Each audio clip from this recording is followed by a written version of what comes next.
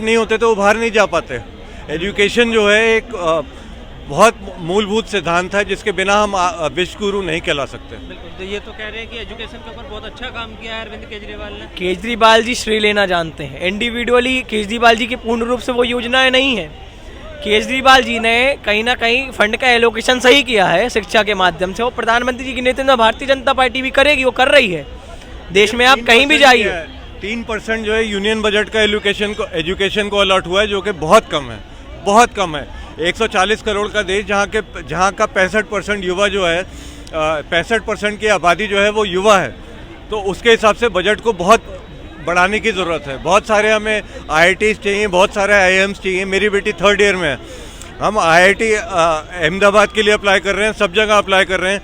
लेकिन आप यकीन जानिए कि अगर 450 सीटें हैं तो 4.5 लाख से लेकर 8 लाख तक उसके एप्लीकेंट्स हैं। तो हम लोग कहाँ जाएं? 99% एक नॉर्म बन गया है।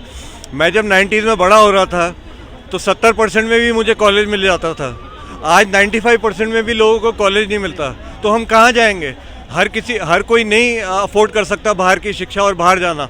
तो इसके लिए बहुत सारे स्कूल, बहुत सारे कॉलेजेस की हमें बहुत सख्त ज़रूरत है, बहुत जल्दी। वो कह रहे हैं कि कहाँ प्रधानमंत्री जी 3% खर्च कर दें और ये 25% खर्च कर रहे हैं, तो फर्क तो साफ दिख रहा है। ये प्रदेश में कर रहे हैं और वो देश में करने की सोच रख रहे हैं। तो वो तो खुला चैलेंज भी कर रहे हैं कि किसी भी प्रदेश के अंदर अगर दिल्ली जैसे स्कूल है तो वो बोल दें। गुजरात में देश के सबसे खराब सरकारी स्कूल है, मैं खुद जाके देख चुका हूँ।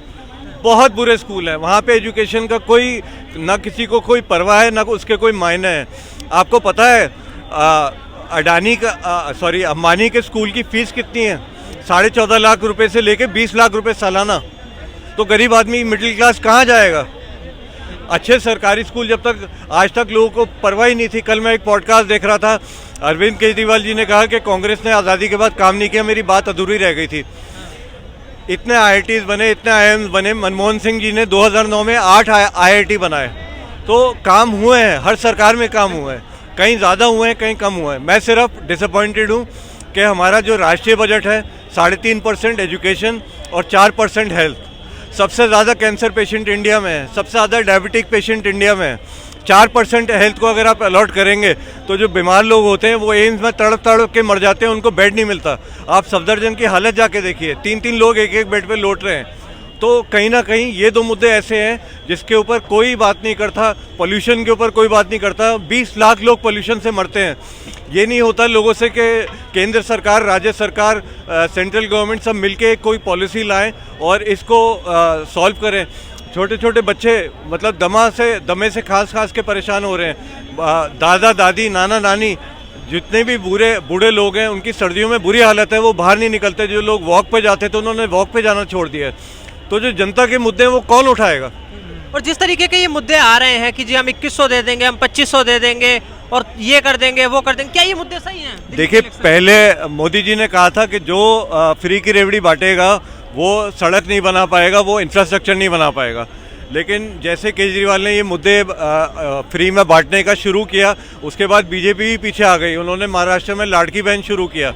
2 करोड़ महिलाएं जिनको 2100 रुपये जा रहा है। तो 40,000 करोड़ रुपए स्टेट का बजट एलोकेट हुआ है स्कीम के लिए, जो कि बहुत ज़्यादा है। तो मैं समझता हूँ कि जितने भी लोग खड़े हैं, जितने भी लोग देख रहे हैं, उनके पास रोज़गार हो, वो खुद इतने सशक्त हो कि वो अपने पैसे से 5 किलो राशन हो या 10 किलो राशन हो या हवाई यात्रा हो या ट्रेन की यात्रा हो, अपने पैसे से करें, अपनी इज्जत के पैसे से करें। बिल्कुल। ये क्या लगता है आपको, ये सही है? आत्मनिर्भर भारत बनाने की ओर प्रधानमंत्री जी कई योजनाएं हैं। कौशल विकास केंद्र की स्थापना हुई है।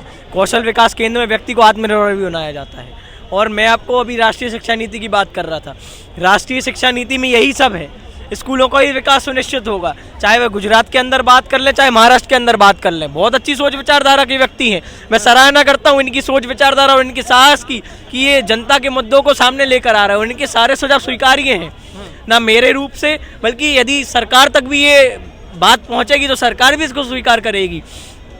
देश में सबसे महत्वपूर्ण 2 चीज़ें हैं, शिक्षा और स्वास्थ्य। बिल्कुल सत्य है, लेकिन शिक्षा और स्वास्थ्य का रोल मॉडल अरविंद केजरीवाल जी को नहीं माना जा सकता।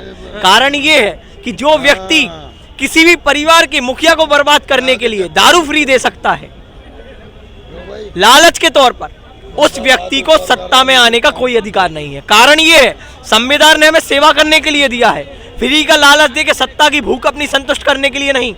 संवैधानिक घटकों का उपयोग एक मुख्यमंत्री के तौर पर होता है। आम आदमी पार्टी के नेतृत्व में आतिशी मारलेना जी ने बगल से अपनी दूसरी कुर्सी रखी, क्या यह संविधान के तत्वों का अपमान नहीं था?